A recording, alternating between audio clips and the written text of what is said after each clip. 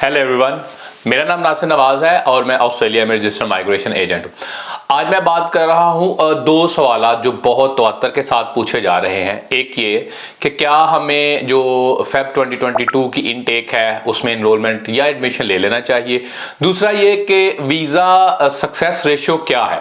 तो आज मैं इस हवाले से बात करूंगा कि जो एडमिशन्स हैं वो क्यों ले लेना चाहिए या नहीं लेना चाहिए, और वीज़ा सक्सेस रेशियो के हवाले से कि इसमें से बहुत सारी जो गलत फहमियाँ हैं लोगों को और बहुत सारे जो फैक्ट्स हैं उस हवाले से बात करूंगा।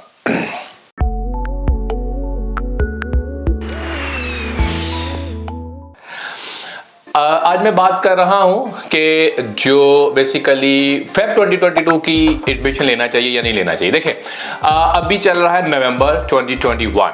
अब नवंबर 2021 से आप जब भी कोई एडमिशन, नॉर्मली भी आप जब एडमिशन लेते हैं तो कम से कम 2-3 महीने का जो वक्फा है वो होता है, क्योंकि वीज़ा प्रोसेसिंग के लिए आपको इतना टाइम देना पड़ता है। ये प्री पैंडेमिक भी ऐसा ही होता था कि लेट्स से मार्च की इनटेक है या फेब की इनटेक है तो लोग 4-5 महीने पहले जो वीज़ा अप्लाई करने के लिए एडमिशन ले लेते, सीओई ले लेते थे, यूनिवर्सिटीज भी खुली होती थी। तो अभी भी ऐसे ही करना चाहिए।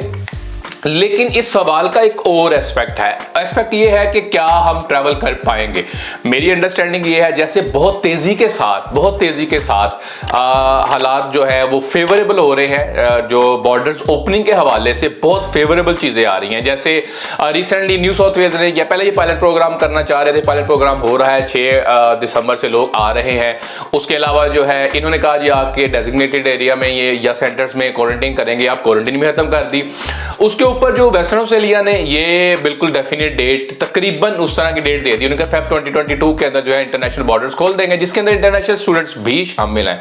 तो ये भी इस सूट को फॉलो करते हुए विक्टोरिया भी आएगा। साउथ ऑस्ट्रेलिया पहले ही प्रोएक्टिवली काम कर रहा है, क्योंकि साउथ ऑस्ट्रेलिया को अगर आप देखें तो तकरीबन सारे जो स्टेट्स हैं वो खुली हैं ऑनशोर के लिए, जनरल स्किल माइग्रेशन के अंदर। साउथ ऑस्ट्रेलिया ऑफशोर के लिए भी खुला है। तो इसका ये मतलब है कि उनको भी ऑब्वियसली लोग चाहिए।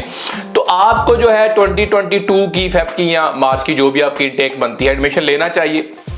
एक तो ये है, और क्यों लेना चाहिए। देखें, इस टाइम पे जो स्टूडेंट वीजा प्रोसेस हो रहा है वो 4 से 6 महीने लग रहे हैं। मिसाल के तौर पे अभी आप लेते हैं फेब इनटेक लेते हैं तो उसमें आपका आगे दिसंबर, जनवरी, फरवरी, तो शायद तब तक वीजा भी ना आए।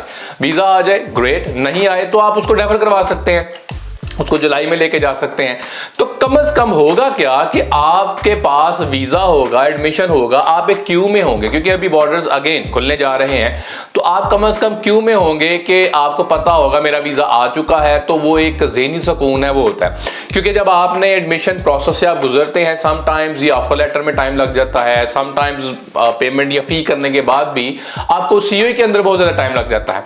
उसके बाद फिर आप वीज़ा के लिए जाएंगे तो वीज़ा पे भी टाइम लग रहा है। पाकिस्तान स्पेशली अभी मैंने देखा है तकरीबन 6 महीने एवरेज लग रहे हैं, शायद आगे जाके ये कम हो जाए, तो उससे कम ज्यादा भी लग रहे हैं, 4 से 6 महीने। तो बिल्कुल उस इनटेक के लिए जाना चाहिए जो कि फेब 2022 की इनटेक है। अच्छा, वीज़ा सक्सेस रेशियो के हवाले से बात करूंगा मैं। वीज़ा सक्सेस रेशियो जो है वो अगेन डिपेंड करती है केस टू केस। ऐसा नहीं होता कि आप बिल्कुल जैसे कहा जाता है जी आजकल जी वीज़ाज वो दे रहे हैं, तो भाई वीज़ा अगर दे रहे हैं तो केस टू केस ही वेरी कर रहा है। अब केस टू केस के हवाले से वो चलेंगे। मिसाल के तौर पे एक स्टूडेंट है, स्टूडेंट के वीज़ा के हवाले से अगर बात की जाए तो अगर उसका एक गैप जो है वो 1 साल से ज़्यादा ना हो, 6 ईच होंगे, फाइनेंशियल कैपेसिटी ठीक है, उन्होंने सोर्स भी दिखाया, उन्होंने ये भी दिखाया कि ये फंड्स कहाँ से आए हैं, ये भी दिखाया, एक्सेसिबल है, ये भी दिखाया कि रनिंग इनकम इनकी क्या है, तो वो सारे टिक बॉक्सेस चेक करते हैं तो 99% जो है वो जो है आपको वीज़ा मिल सकता है। जीटी को भी स्टैब्लिश करना है कि आप जनरल टेम्पररी एंट्रेंट हैं तो आप वापस आएंगे।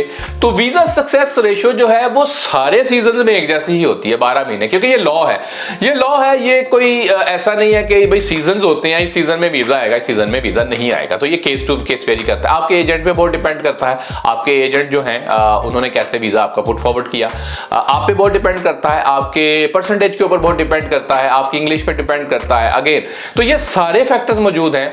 तो वीजा प्लस सक्सेस रेट जो है वो बिल्कुल ठीक है।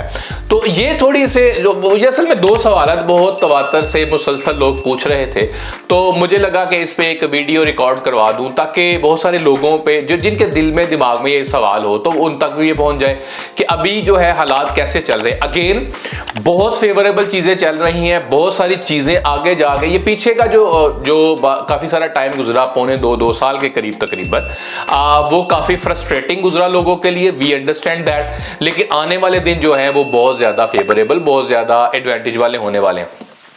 आपको अगर वीडियो पसंद आई आप कमेंट कर सकते हैं। हमें सपोर्ट करने के लिए, हमारे चैनल को सपोर्ट करने के लिए सब्सक्राइब करें। Thank you.